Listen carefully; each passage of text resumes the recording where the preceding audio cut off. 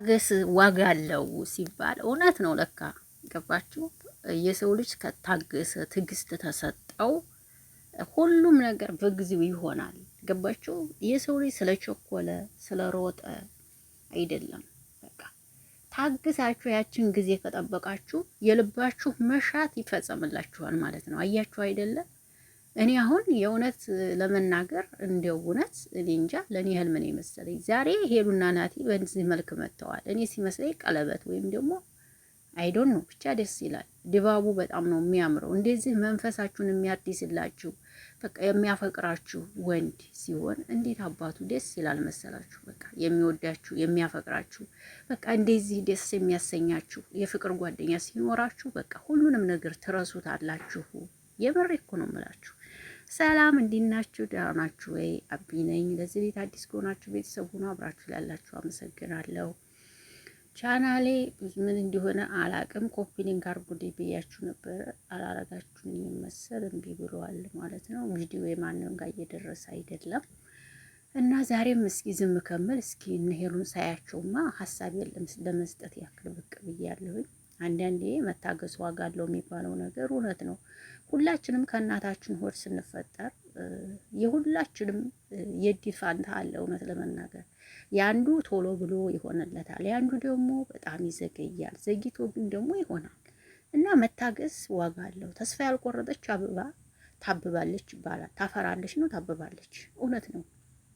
ተስፋ ካልቆረጣችሁ በቃ ያሰባችሁት ነገር ወደ ፈጣሪያችሁን እየጸለያችሁ ያቺ ያሰባችኋት ነገር ቀስ በቀስ ትሳካለች ማለት ነው። እና ሄሉ እውነት እንደ ናቲ ደስታን የሚሰጥ ሰው አለ ብዬ አላስብም። እና እንኳን ደስ ያለሽ እውነት ሁለዚህም ፍኪ፣ ሁለዚህም ደስ ይበልሽ። እንደዚህ ደስታን የሚሰጥ ምርጥ ጓደኛ ፍቅረኛ ስላለሽ ፈጣሪሽን አመስግኙ በዚህ ሰዓት እውነት ለመናገር እኔ እውነት ወንድ ልጅ ምንም አያርግልኝ፣ ምንም አያርግልኝ፣ ቁሳቁስ ነገር ምንም አያርግልኝ። እውነቴን ነው የምነግራችሁ። በቃ የሚያከብራችሁ እሱ አክብሮ የሚያስከብራችሁ ወንድ ልጅ ሲሆን በጣም ደስ ይለኛል። በቃ ይሄ ነው የምሬ ነው የምላችሁ፣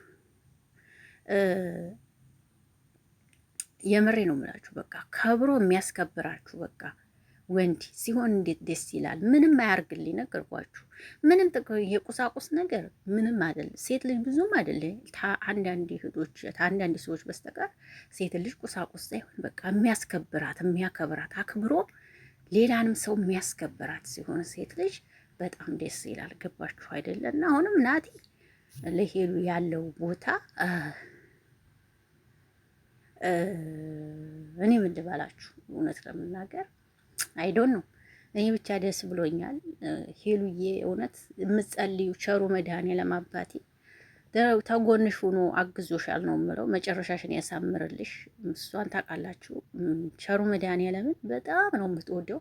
በየሄደችበት ሁሉ ነው የምመሰክረው ስለሱና እሱም ደግሞ አግዞ ረድቷታል።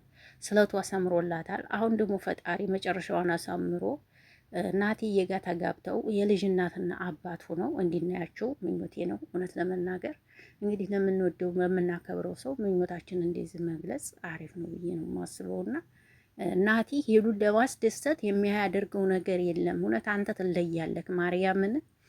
ሄሉን ለማስደሰት የማያረገው ነገር የለም ማርያምን። እንዲሁ ሄሉ እውነት ሞት አይቀርም ታድለሻል ነው የምለው። እኔ ሌላ ምንም አልልም። የሰው ልጅ በዚህ ምድር ሲኖር አንድ ቀን ይሄዳል ወደማይቀረው ዓለም። እንደዚህ ግን የሚያስደስታችሁ ተጎናችሁ ነው አይዟችሁ የሚላችሁ ሲከፋችሁ የሚያጽናናችሁ ሰው ካላችሁ በቃ ሁሉንም ነገር ትረሱታላችሁና ሄሉ እንዲህ አይነት ሰው ስላለሽ የኔ ቆንጆ እድለኛ ነሽ። እውነትም የዋህ ነሽ። ውስጥሽ ምንም ስለማያውቅ እግዚአብሔር ረድቶሻል። መጨረሻሽን ያሳምርልሽ። ሸረኛን ምቀኛን አንቺን ደግሞ ለመጣል አሁንም የሚጥሩትን ሰዎች ፈጣሪ የያዝልሽ። አንቺ ስራሽን ብቻ ወደፊት ከሌ ምን አለኝ ማለትሽን ትተሽ በራስሽ ኮንፊደንስ ብቻ ከናቲ ጋር ጉዞሽን ወደፊት አድርገሽ መቀጠል ነው ያለብሽ። የሰው ልጅ ሲናገር ራሱን ፊቱን አያይም። እውነት ለመናገር ሰው ሲታች እኔ ማንኝ አይልም።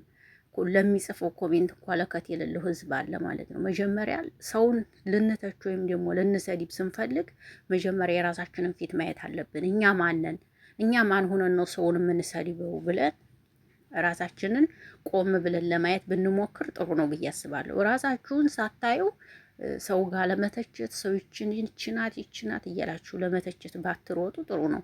መጀመሪያ ራሳችሁን እኔ ማን ነኝ፣ እኔ ምንድን ነኝ፣ እኔስ እንዴት ነኝ ብላችሁ ፊታችሁን መስተዋት አድርጋችሁ እዩ መጀመሪያ። ካላስ ይሄ ነው ያቴል እንዴ ትክክል እኮ ነኝ እኔ ትክክል ነው የማወራው ጉዶች፣ ይሄ የምሬ ነው። ለምንጽፈው ነገር ለምንቆምተው ነገር አንዳንዶቻችን ለከት ይኖረን።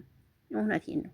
እኔ ማን ነኝ፣ ከየት ነው የመጣሁት፣ ምንድን ነኝስ ብለን ራሳችንን ማወቅ አለብን እላለሁኝ። እና ይሄን ለማለት ነው የመጣሁት። ይሄ ቪዲዮ ከተመቻችሁ ላይክ ሼር አድርጉት።